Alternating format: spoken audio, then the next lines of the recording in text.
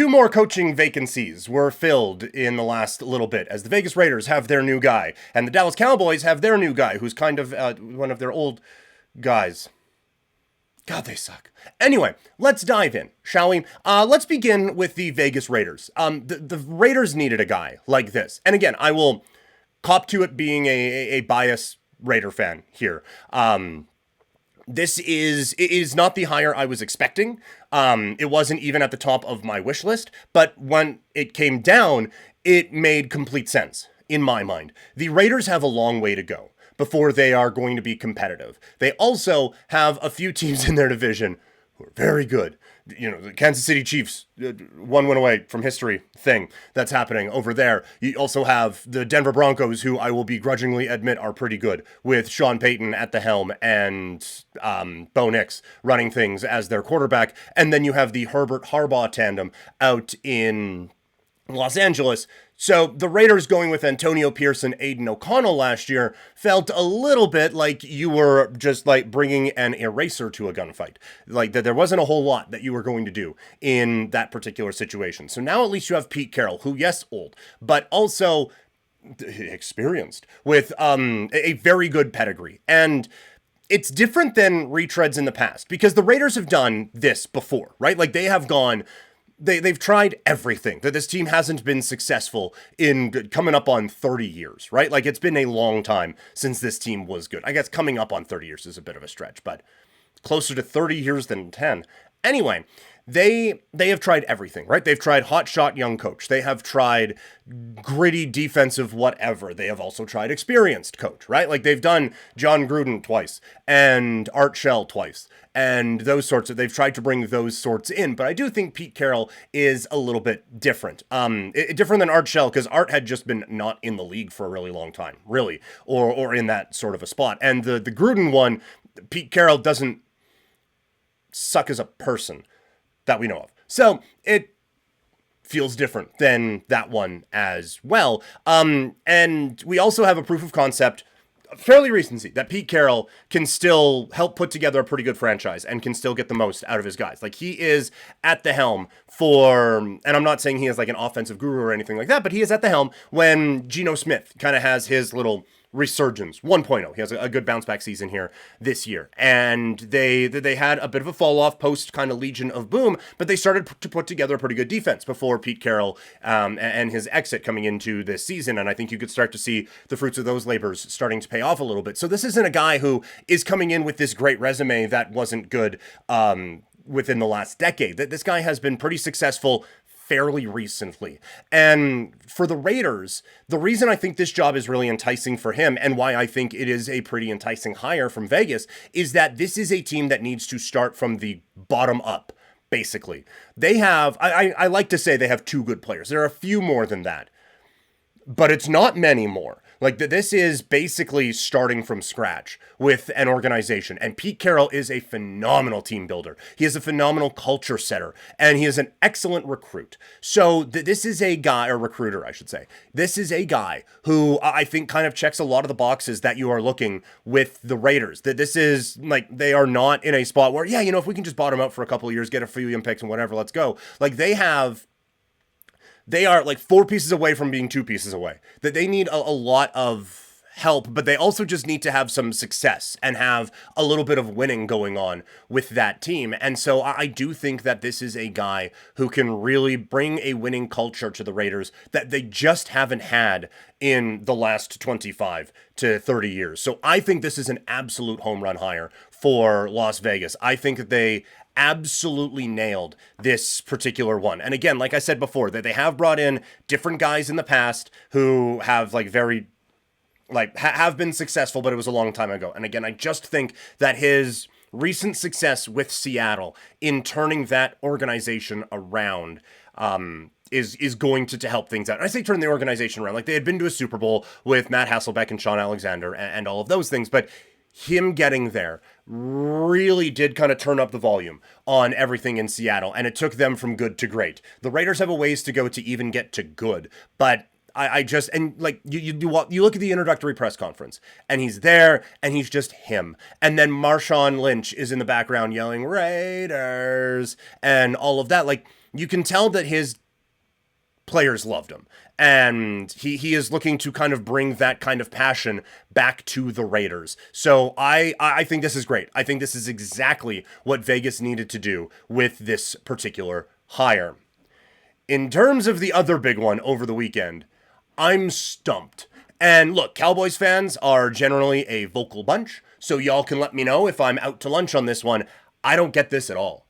This doesn't make a lick of sense to me from the Dallas Cowboys perspective. I think when you look at how this thing went down, if you are going to just keep someone in the organization and just roll with it, and I can't believe these words are about to exit my face, Mike McCarthy was probably the move. I don't think overly highly of one Mike McCarthy, but I have to cop to how well that went at the end of the season with the Cowboys, because Dak is hurt and everyone who is anything on that defense is hurt, and they had every reason to just fold up shop and just go home. And they went out and they actually played pretty hard for Mike McCarthy, and that was not something I was anticipating. So I think if you're going to try to keep as close to status quo as possible, then you just keep Mike McCarthy around. You don't bring in Wish.com Mike McCarthy with Schottenheimer. Like, I would have to go back and look, and I probably should have before I just started spouting out on the internet. But what are we looking at here? Why, like, who are you competing with for him? Was he not, or was he one of the ones who was on any negotiation list or any interview list or anything like that? I don't remember seeing a whole lot of, well, this team has now conducted an interview with Brian Schottenheimer. It kind of felt like Dallas was the only one who was going after it. And it just, I just don't see how this is a change that makes sense. And look, I'm not in the interview. Maybe he blew them away and he had this new special whatever, and that was going to do it.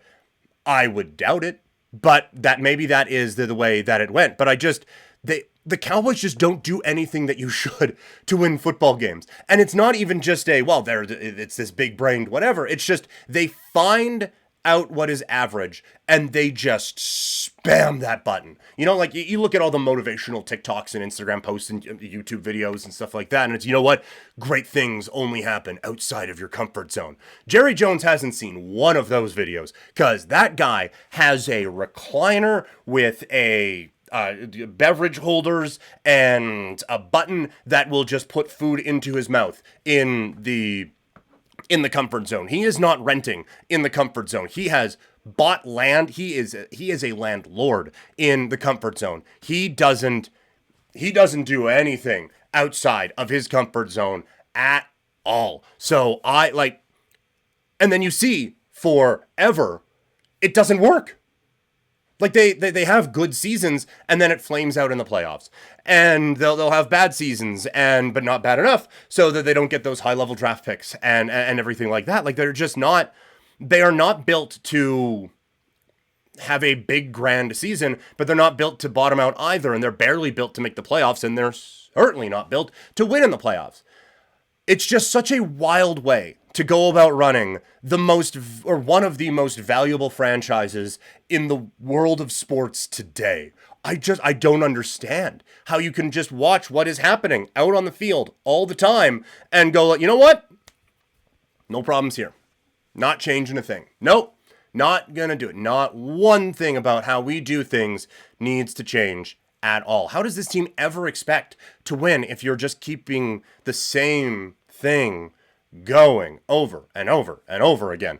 It is an interesting spot, because I don't think Jerry Jones is an uncompetitive person. Like, I think that there is a competitive drive in there and all of those things, but it is also a little bit weird when the owner is the GM, because, like, okay, well, I could go out and spend a ton of money and fire that coach, bring in that coach, and go out and just redline this thing salary cap wise. I'm the Cowboys, I can probably go over it, but just have a few like sponsor things on there and stuff like that. Like I'm the Dallas Cowboys, baby. We can you want to sign a guy to a 2-year contract worth $25 million, and then, by the way, you get a car dealership in the Fort Worth area after. Whatever, man. Like, you can do whatever you want. I'm sure there are better examples than that, but you know what I mean. And instead, he is looking at it like, well, I could do all of those things, and I could make some money, or I could spend barely any of that money, and still make money hand over fist. Because no matter how bad my team is, this 100,000 seat stadium is going to be full on Sunday. It's going to be full of one section having to look the sun in the face the whole time, but it's going to be full every Sunday, some Mondays, some Thursdays, and people are going to buy jerseys. Whatever schmuck I bring in to play quarterback, we're going to sell 300,000 jerseys on the first day because we're the Dallas Cowboys, and that's it. So it is a weird incentive because as the owner, you're looking at the bottom line. And that bottom line continues to grow for the Cowboys. So why would I do anything that is different? This is something I've kind of been workshopping a thought of for a while with how different, like we look at, oh, well, that guy's a great owner. Oh, what makes him a good owner? Well, he spends $700 million on his team and they go out and win championships every year. And it's weird because like no business anywhere else is run like sports, right? And I'm sure some of us who in the chat now or watching this after, you've been in somewhat of a corporate culture and they're, oh, you know what? We need some wins in here. We got a good team. We just need some wins in here. It's like, dude, I'm in finance. What's wins? What are we? This isn't, we're not playing football. Let's make some money here. But you're talking about wins and you're talking about all these different things. And so like, sports are just so different because like the best team at the end gets the trophy. But sometimes to get that trophy, you have to spend just absurd amounts of money to hope that investment pays off and people will buy your jerseys and your championship shit and all of that. And you make that money. But sometimes you just lose money, which in no other area of business in the world is that an okay thing. And does the person who lose money ends up getting the like recognized as the best. And so like, well, we just made a whole bunch of money this year. Yeah, that guy's one of the worst owners in the league. How am I one of the worst? I made $2 billion this year. How am I the worst? Well, yeah, your team was 6-10. Yeah, but do you hear? I said a B. That started with a B. How am I the worst? Like it is just so different. And the reward scale is so different from this than any other business these guys get into. And I think sometimes we forget these guys come from business. Like Mark Davis doesn't. But like these guys come from different business ventures and all those things, and then they get into sports, and it is just so different from anything. But then the other weird part of it, now we're full ass tangent, man. The Vivans have kicked. If you were to be a billionaire, I would assume, and run an oil company, just for example, based in Calgary here. So, and we're talking about the Cowboys. If you were to run an oil company, I'm not going like, you know what?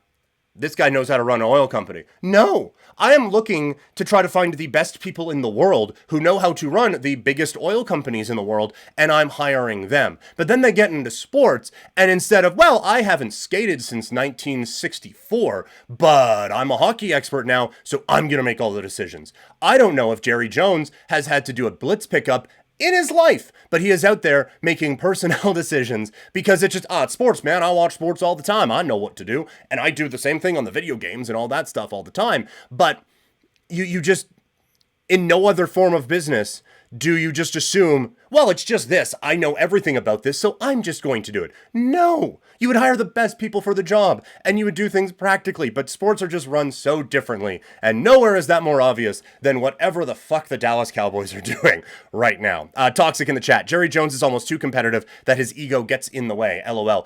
Right? Like, he lets his ego get in the way. He is super competitive and he kind of sucks at winning. It's a really weird combination. Also, Spy Canuck, I promise I'm not ignoring you. Sorry. I do see that the chat's in there. I have been a Seahawks fan since the 80s, and Carroll is a GOAT, but his time is over. Russell Wilson will be his first hire. Thought about that. Absolutely thought about that. Firstly, like, yeah, you look at the resume of Pete Carroll. Good Lord, man. Like, those USC teams, we don't need to talk about how he put them together, but those USC teams, like, good God. And, like, how he was able to just put together this absolute juggernaut of a football program out there and then build up Seattle to this level. His time is over thing. It is pretty easy to, I don't want to say easy. You can definitely say that. Let's look him up real quick. Again, you guys can tell that I got, like, Google on dark mode, but Google Docs on light mode, huh? Different lighting things. I definitely have to figure out how to change that. All right, let's see the resume here. Holy cow, it is a long resume. But let's see. Can we just get to... Wikipedia, I don't need the full diary here. Can we just get... All right, here. So, Pete Carroll. Let's go bottom up. 2023, 9-8. 2022, 9-8. 2021, 7-10. 2020, 12-4. 2019, 11-5. 2018, 10-6. 2017, 9-7. I recognize that he set a standard there. Like he starts there in 2010. First in the NFC West, 9-7, or 7-9 even, Jesus. Then they win that wild card game with the Beast Mode, or the Beast Quake, or whatever it was called, right? And lose to the Bears. Next year they're 7-9. They don't get to win their division. But then after that, they get to the division championship game against the Falcons. They win the Super Bowl in 13. They get back to the Super Bowl in 14. 10-6 the next year, 10-5. He set a standard for himself there.